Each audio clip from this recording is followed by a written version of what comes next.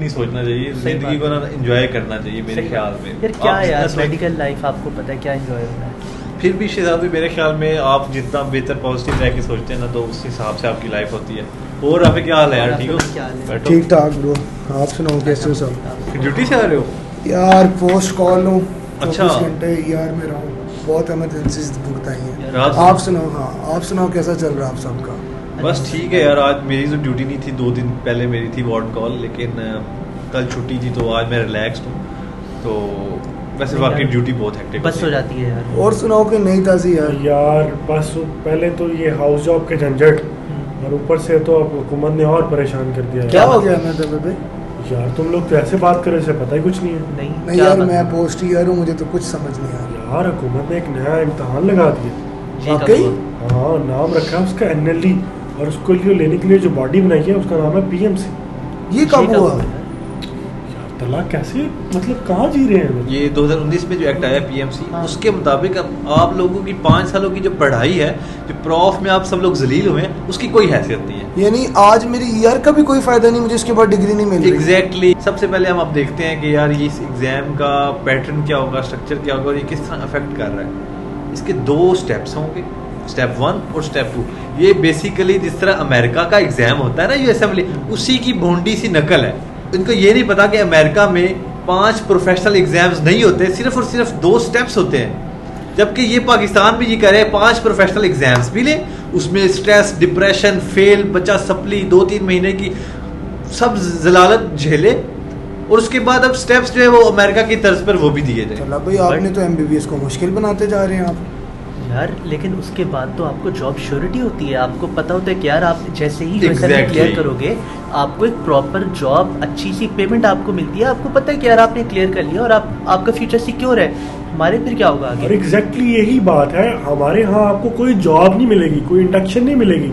आपको एक कागज का टुकड़ा दे दिया जाएगा, लो जी आपका लाइसेंस है, आप जाएं बाहर घूमे फिरें, अगर आपको नौकरी मिलेगी तो आपकी किस्मत, वरना हम आपकी नौकरी के जिम्मेदार कोई नहीं। कानूनन हम जिस एफिडेविट के थ्रू साइन हुए हैं, हम लोगों के ऊपर ये लॉ इम्प्लीमेंट ही नहीं हो सकता। बिल्कुल। हमारे जो 4 बैचेस हैं अकॉर्डिंग टू लॉ, उनको तो माफ कर देना चाहिए ना। फिर PMC बॉडी ये सारी सिलेक्टेड है, इसमें डिक्टेटरशिप चल रही है।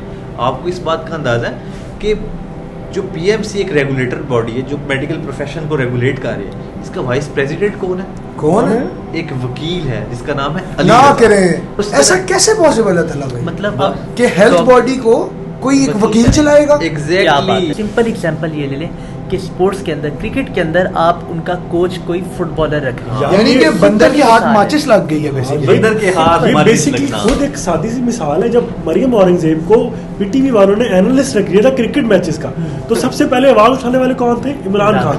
उन्होंने कहा था कि अगर कोई फील्ड किसी फील्ड से बंदे का ताल्लुक नहीं है और वो लोगों को डिक्टेट करे तो फील्ड कैसे चलेगी? तो ये बात इमरान खान को यहाँ भी समझनी चाहिए। एक तो इम्तिहान जो है ये जिस तरह से लागू किया जा रहा है, ना सिर्फ हमारे 4 सालों में, मेरे ख्याल से बाद में आने वालों के लिए भी, अगर आप तलीमी निज़ाम को या जो मौजूदा इम्तिहानी निज़ाम है उसको थोड़ा सा और बेहतर कर लेंगे तो वो आपके लिए बेहतर होगा, बनस्बत इसके कि आप पिछले निज़ाम के ऊपर मिट्टी डाल के एक नया इम्तिहानी निज़ाम उसके ऊपर खड़ा कर दें।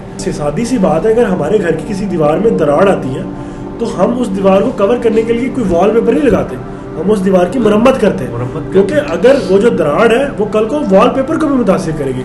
इसी तरह जो खामियां अगर कोई मौजूद हैं भी पुराने इम्तिहानी निज़ाम में, तो कल को इस इम्तिहानी निज़ाम में भी आ जाएंगे। हुकूमत की नाअहली की वजह से जिस बंदे का दिल करता है वो प्राइवेट मेडिकल कॉलेज बना देता है, उस पर कोई रेगुलेशन नहीं की।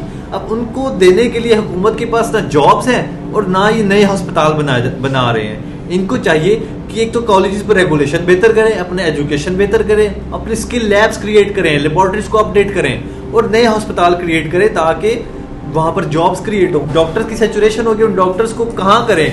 उन्होंने एक हर्डल क्रिएट कर दी है ताकि डॉक्टर्स बस फेल होकर खुद ही समझे कि मैं इस काबिल ही नहीं हूँ और खुद ही अपने मामलात में उलझा रहे हैं और हुकूमत से कोई सवाल यानी तला भाई आपके कहने का मकसद है कि प्राइमरी हेल्थ केयर के ऊपर हुकूमत को फोकस करना चाहिए, बजाय इस एग्जाम लगा के हम लोगों को एक मफूकुल फितरत मखलूक बना। हुकूमत का दिमाग पता नहीं किधर है, वो समझ रही है कि एक एग्जाम हम लाएंगे तो ये सारी चीजें ठीक हो जाएंगी।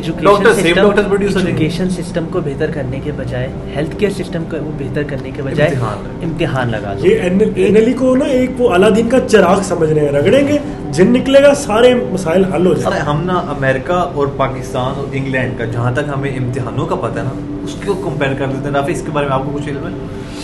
जहाँ तक मुझे इल्म है उसके मुताबिक अमेरिका के अंदर, जैसे तला भाई आप अभी एक्सप्लेन ही कर रहे थे कि 2 स्टेप्स लिए जाते हैं और उसके बाद आपको रेजिडेंसी के अंदर इंडक्ट कर लिया जाता है। हर कॉलेज इनिशियली कोई बाउंड नहीं होता किसी यूनिवर्सिटी की तरह, जिस तरह हम यूएचएस और डिफरेंट कॉलेजेस और यूनिवर्सिटीज़ के एग्जाम्स देते हैं, 5 प्रोफेशनल्स देते हैं और उसके बाद हम JCAT देते हैं और फिर हम BHU करते हैं और फाइनली हमें इंडक्शन मिलती है। अमेरिका का निज़ाम थोड़ा सा इससे डिफरेंट है, यानी कुल मिला के तकरीबन ये 10 से 11 एग्जाम्स बन जाते हैं बिफोर गेटिंग इंडक्शन इनटू और ट्रेनिंग। लेकिन अमेरिका के अंदर हर कॉलेज अपना एग्जाम खुद से कंडक्ट करता है, बेशक वो आपको 1 दिन में पास कर दें, बेशक वो 5 साल में एग्जाम। उससे फायदा ये होता है कि आपकी एक्टिविटी और आपकी परफॉर्मेंस इंप्रूव करती है और आप एक बेटर एग्जाम के लिए ज्यादा मेहनत करते हैं और फिर अल्टीमेटली बेटर इंडक्शन के थ्रू बेटर लोगों को ट्रीट करते हैं। यूके के अंदर देख लें, यूके के अंदर इस टाइम दूसरी जो इंटरनेशनल बॉडीज आ रही है उनके लिए प्लैब एग्जाम नोटिस कराया गया था, लेकिन उन्होंने अपने जो ग्रेजुएट्स हैं उनके लिए कोई एग्जाम नहीं रखा था। इसका मतलब ये है कि उन्होंने अब अनाउंस किया कि वो यूके MLA लेंगे, 2015 में अनाउंस किया था कि 2020 में लेंगे,